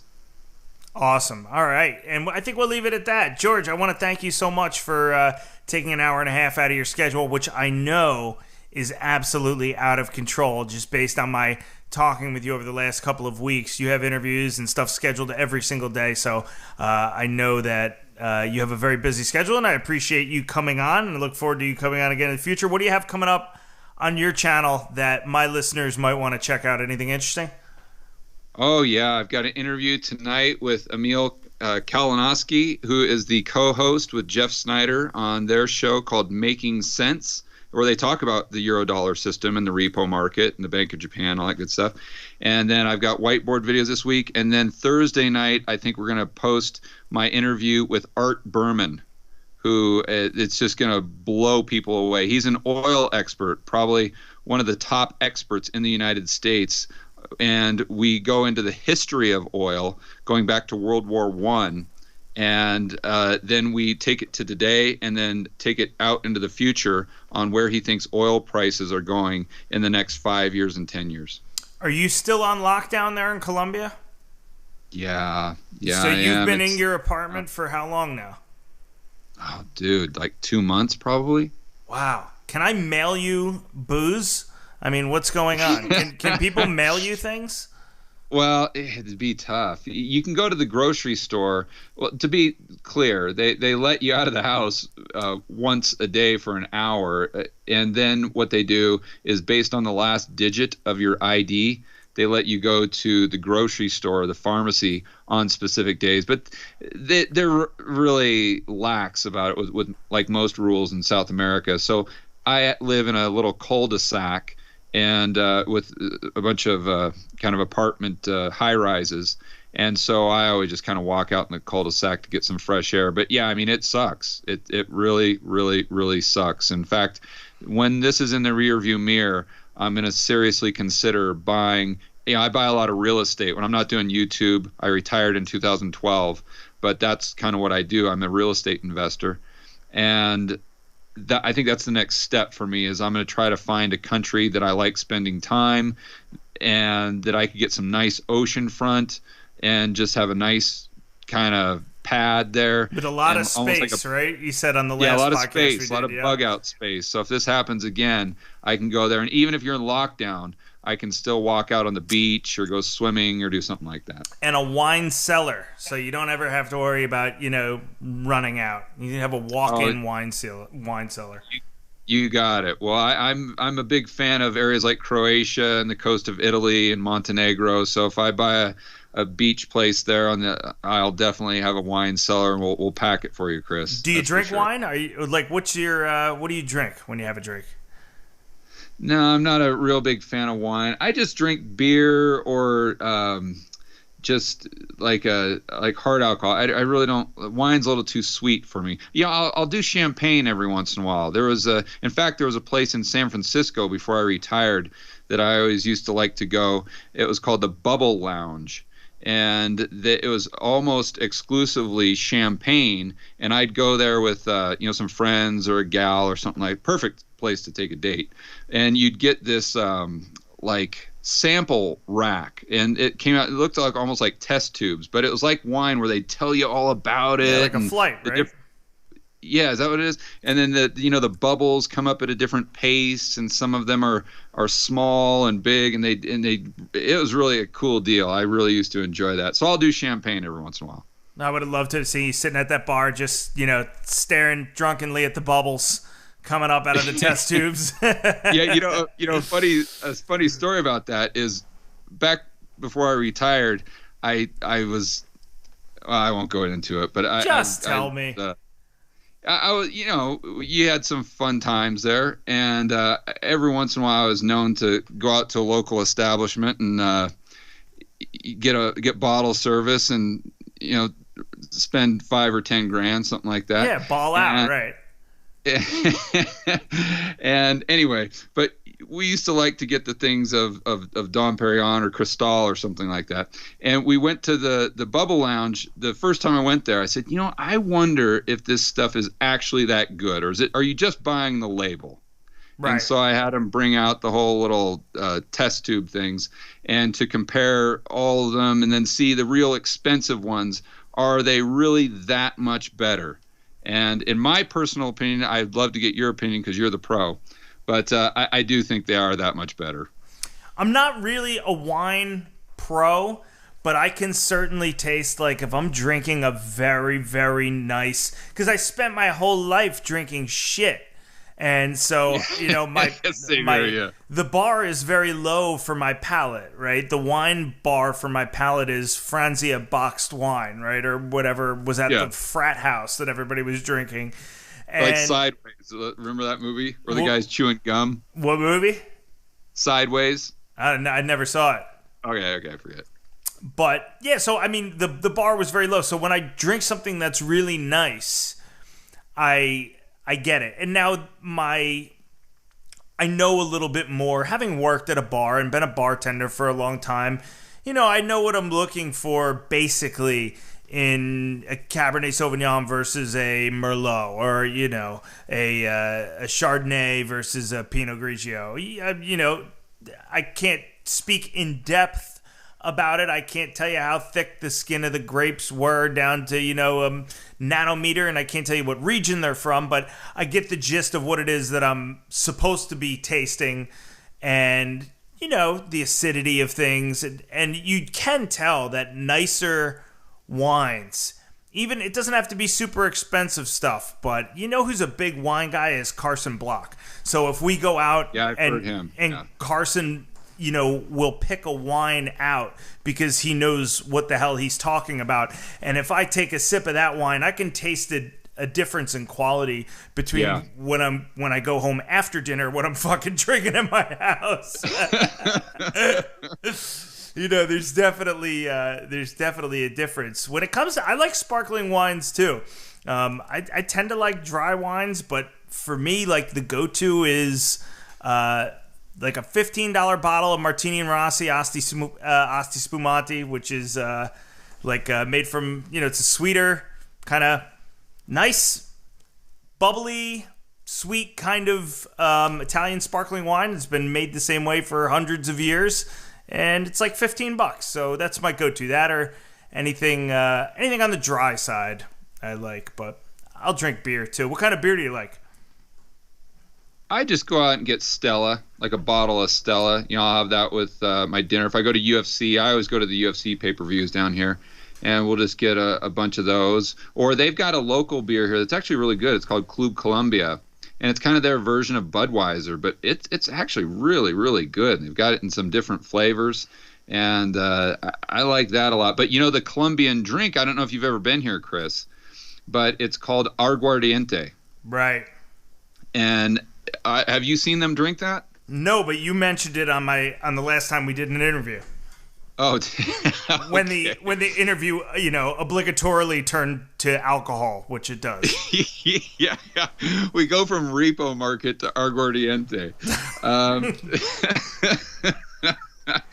But no, it's actually funny how they drink it. They just get a bottle, bam, they put it right on the table. They've got 4 or 5 people there, and you don't really choose your drink. You just choose your chaser. So one guy's got Coke, the other guy's got Sprite or orange juice or whatever, and then every 5 minutes they just pour a round of shots for everyone, slam it, and chase it, and they literally do that all night long while they're dancing salsa. So it's a good time to say the least. Well, the dancing's the important thing. Nobody's got time to this beer, that beer, pick this up, put that down, just clang, take the shot, and go back to whatever the fuck you're doing, and we'll come back in 5 minutes, and then we'll take another one. Are you a huge UFC fan or what? I am.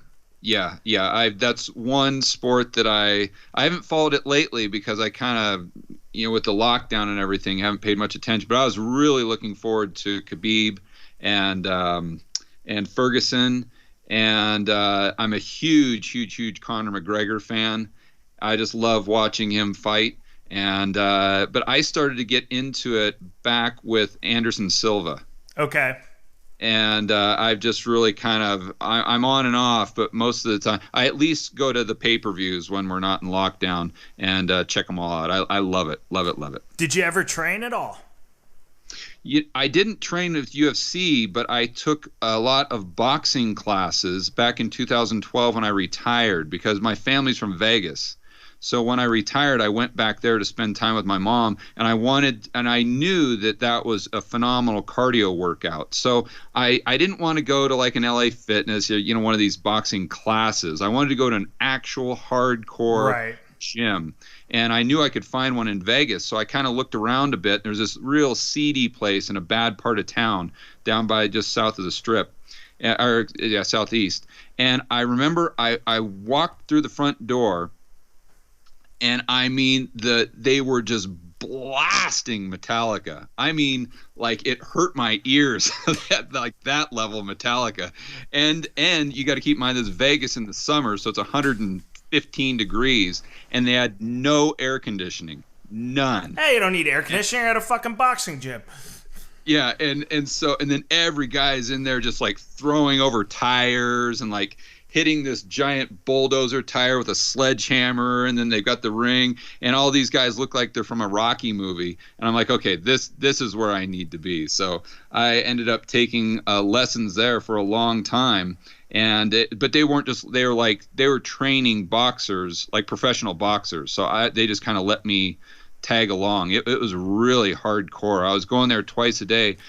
2 hours of cardio in the morning and then another hour in the evening of more training. It was tough. I don't know how much time you've got, but another funny story is just about a year ago or so, I was in Mexico on the border town of Nogales between Tucson and Mexico.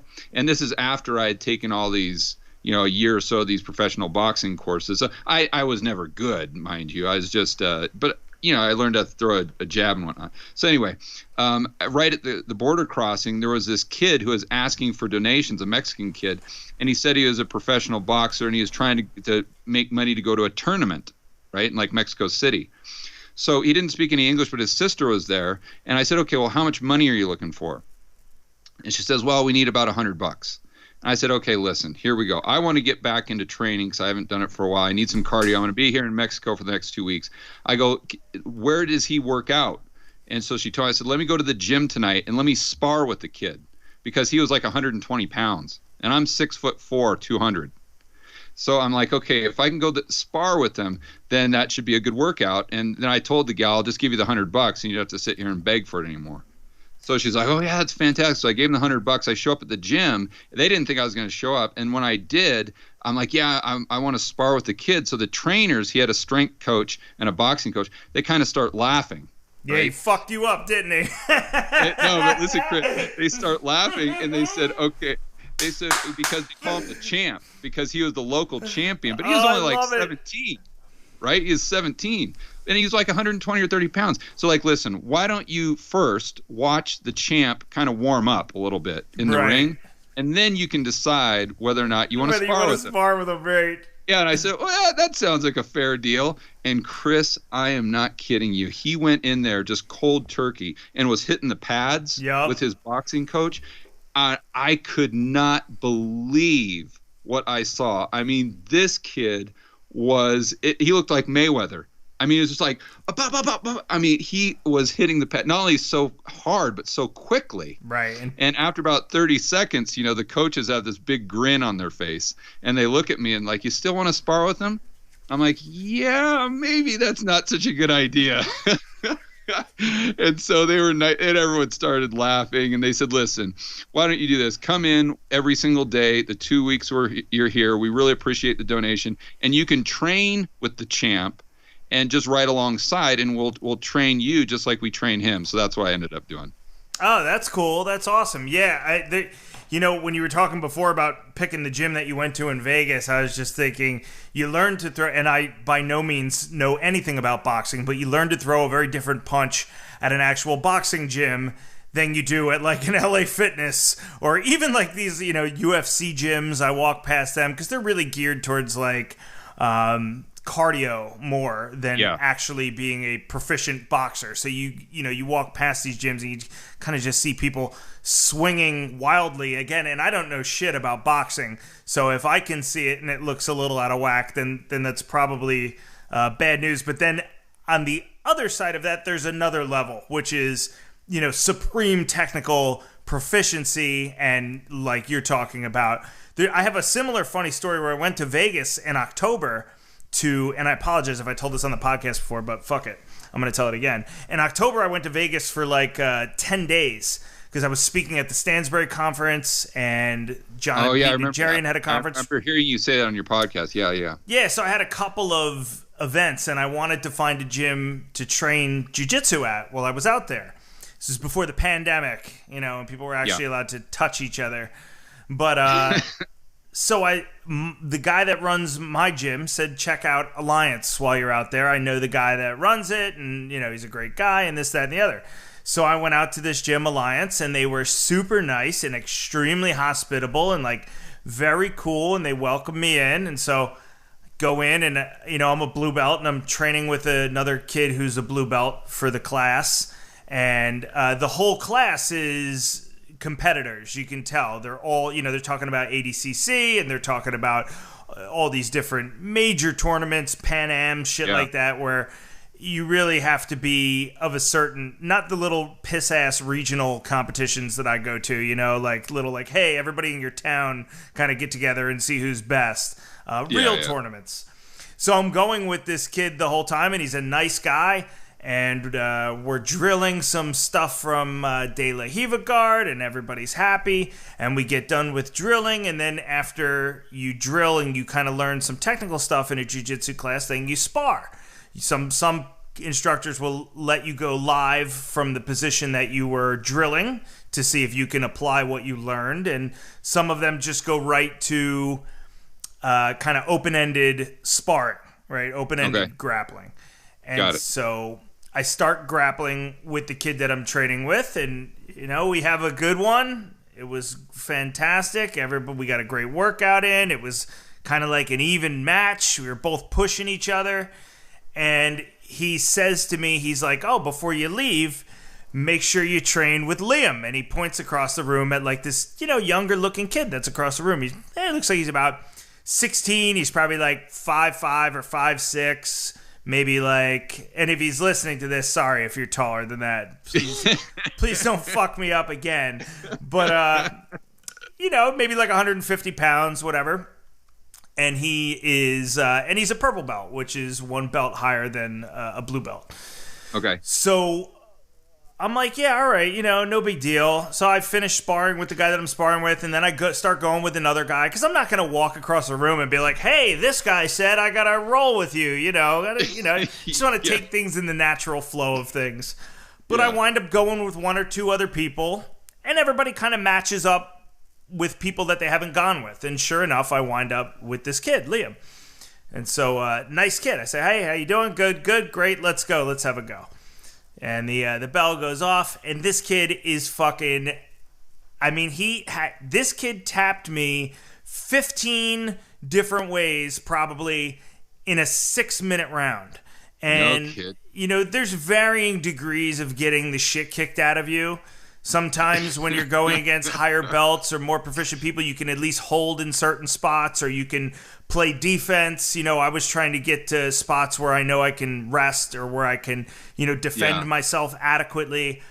And I've never seen anybody work through progressions the way that this kid worked through progressions. It was unbelievable to be a part of. If I was in his closed guard, he would sweep me, and then I was in mount. And if I got out of mount, he would just keep rolling with me and take my back. And when he, if I escaped from him having my back, he would turn right around, and then all of a sudden, he had knee on belly. It was just, I'd never seen such technical fucking proficiency. Sounds like Habib when guys get in there against Habib. Oh, dude, it was different, because Habib will just grind guys to the ground. I mean, he'll put his shoulder in your hips and just kind of like wrestle you to the ground. This kid was actively going through different positions, which is even harder to do, because you have to have the agility to kind of move from top to bottom, from side to side, from front to back, very, very, very quickly.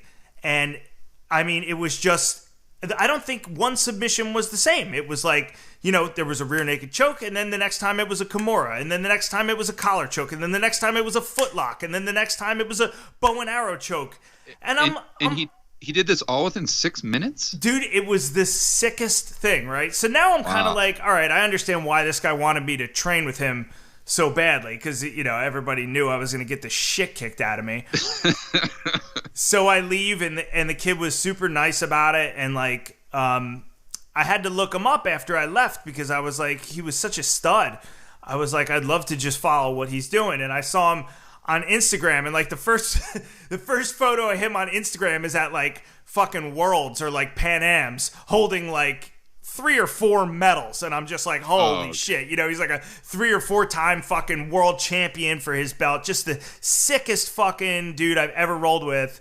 If you follow jiu-jitsu, look him up. His name's Liam Hill, and he trains out of Alliance in Las Vegas. It's just a bad motherfucker. So similar story to cool. You, George. Very, very cool. Anyways, listen, I feel like I've monopolized enough of your day. I can't thank you enough for coming on, George.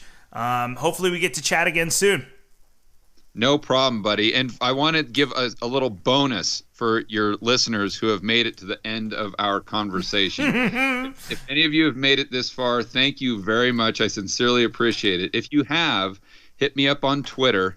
And if I get 5 people that hit me up on Twitter and ask for it, I will post a picture of me with the Mexican kid boxing. Oh my God. I think everybody's, well, do I count as a person? I'm 1. So we only need 4. We only need 4 now. That's how we know that a little bonus for everyone, if that's something they're interested in. Oh man. I wish I had a photograph of me getting triangled by this fucking kid too. I could put that up there also, but we'll look forward to seeing that. Mr. Gammon, thank you so much for your time, brother. I hope we get to talk again soon.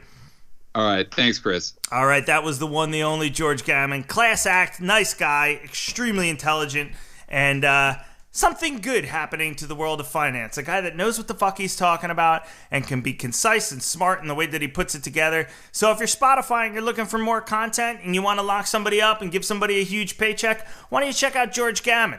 He's got 110,000 YouTube followers, and he's doing the right thing. He's doing God's work. He's calling out the central bank bullshit the way that he sees it. All right, ladies and gentlemen, I'm the fuck out of here. Thank you so much. I got a lot of great content coming up, folks.